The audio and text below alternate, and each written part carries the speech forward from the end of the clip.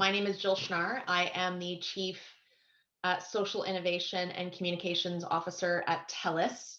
And I've actually been at TELUS for almost 30 years in a variety of many different roles. I was really fortunate to start as a summer student and as a working as a telephone operator. So you dial zero and you would get me.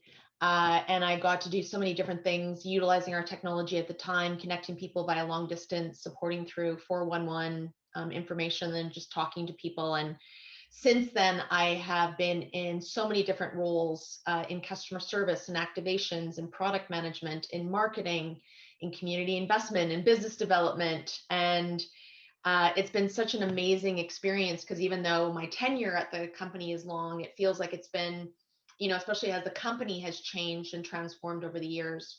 It's been an amazing ride. So I get to bring all of that experience and expertise into my current role, which is overseeing all of our communications, brand marketing, social impact investing, as well as our corporate citizenship. And we are really excited because we're taking what was a telecommunications company and really building it into a brand of being a leading global technology powerhouse that is leading in social capitalism and really trying to address all the major social issues facing us today, where we're leveraging technology to try to make the world better.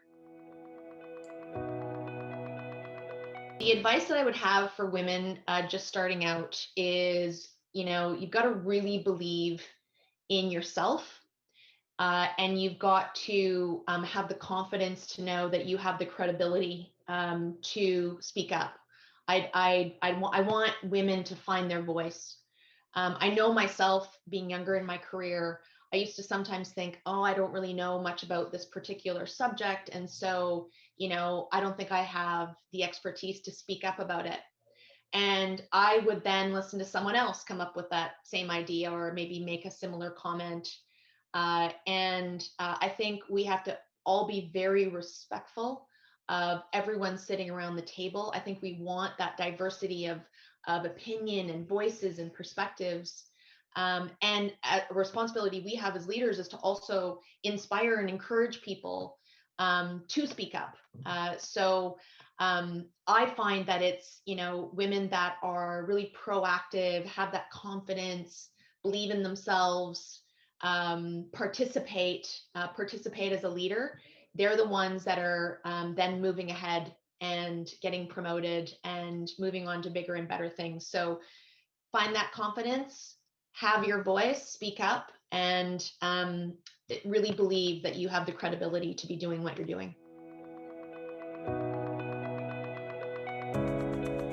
Well, I think a leader means to me that you are supporting and elevating and promoting and helping your team.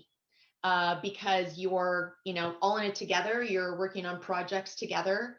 You've got to empower your team to be able to get the job done with the right resources and support and structure and budget. And you've got to, direct accordingly with strategy. And then you've got to be able to, deep dive in areas. You got to be able to, jump in and help someone that might be struggling.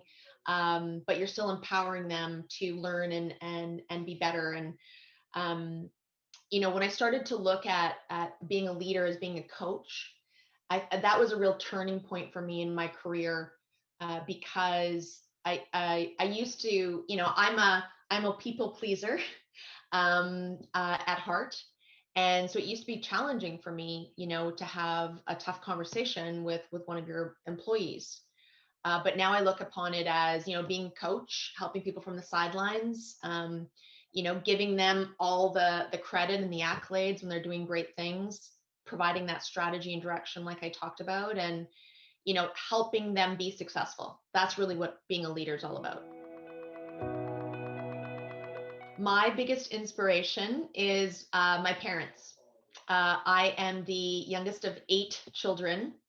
And so I watched my parents, take care of all of us. I watched my dad, work really hard. He used to always integrate his work life into family life.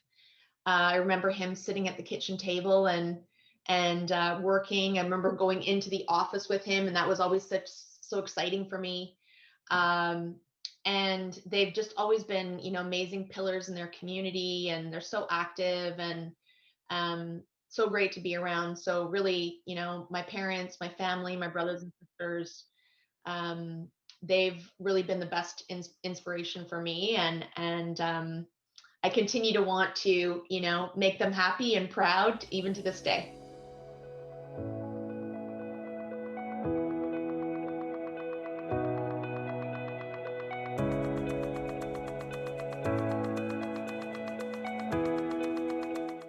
I'm a neurochemist by training, a scientist, but I always hesitate to say that because that was some 40 years ago. My entire career has been on the business end of the pharmaceutical healthcare industry. So I've worked for Big Pharma for many years, companies like Boots and Sanofi Pasteur, headed their international division, marketing and business development, then done many startup companies, and then also led Canada's Drug Development and Commercialization Center. This is CDRD, as their CEO and president for many years.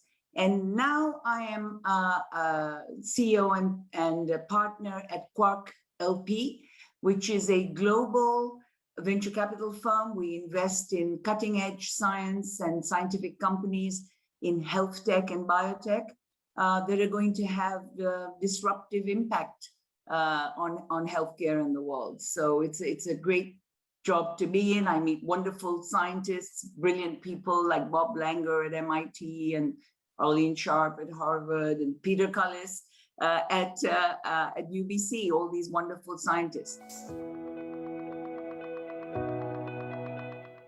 If I only had one, I would say we have to change the status of inequity in the world. And I think it's inequity in all things, whether we look at it from basic human needs, our fundamental needs, to human rights, equity in terms of access to quality education, quality healthcare, access to equal opportunities for people. Doesn't matter what backgrounds you come from and which part of the world you come from.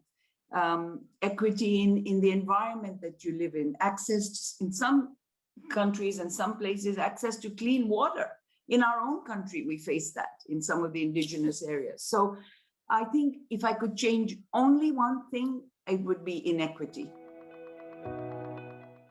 People have different definitions for leadership, but for me, what leadership is about is being enabling. Leaders should be enabling. They should lead their teams and people around them to be able to realize the full potential of their teams.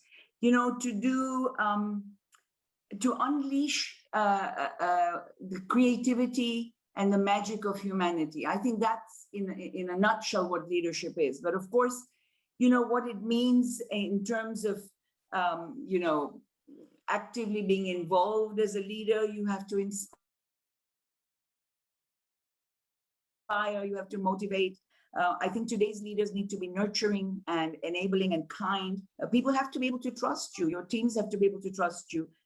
You have to have the ability, I think, to bring teams together and create alignment towards a common goal, and then make sure that everybody is motivated and believe in that goal moving forward. So the purpose of the organization or what you're doing.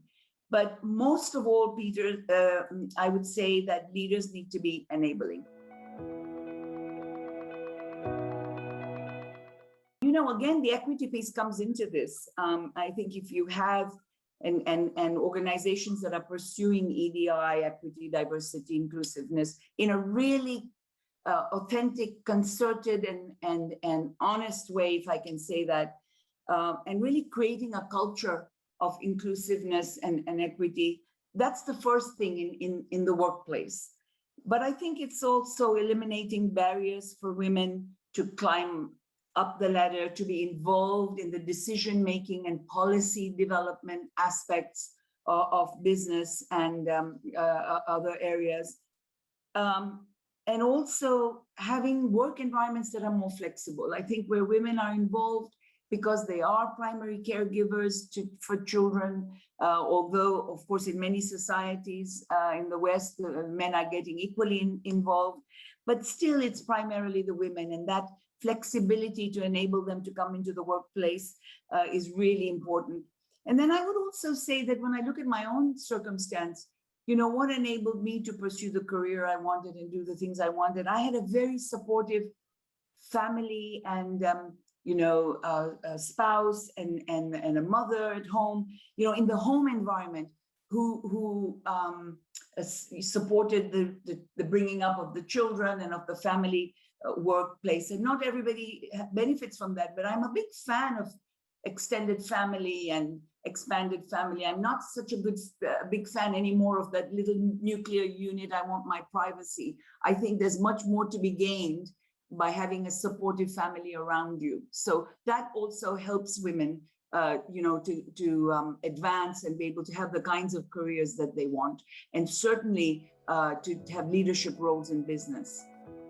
I'm Jill Earthy, CEO of Women's Enterprise Center, and I am delighted to congratulate Jill Schnarr, Chief Social Innovation and Communications Officer at TELUS Corp, as the winner of the BC Business Women of the Year Award in the Corporate Leader category. At Women's Enterprise Center, we support women entrepreneurs across the province with integrated services and capital as they lead, start, and grow their own businesses. And we know that women leaders make an impact in their communities. And Jill is a shining example of someone who gives back. She has mentored more than 100 women and encourages a pipeline of talented women to step up with TELUS's Women's Network. And we're delighted to see this commitment to closing the gender gap. I'd also like to congratulate the runner-up in this category, Karima S. Sabar, CEO and partner at Quark Venture. Karima has played a pivotal role in BC's healthcare investment ecosystem and is one of Canada's first women to be a life sciences fund manager. Women are underrepresented in both STEM and venture capital, so Karima's leadership is critical to inspire more women to enter these fields. Thank you to BC Business Magazine and all the sponsors of the Women of the Year Awards for profiling these incredible corporate leaders with this award.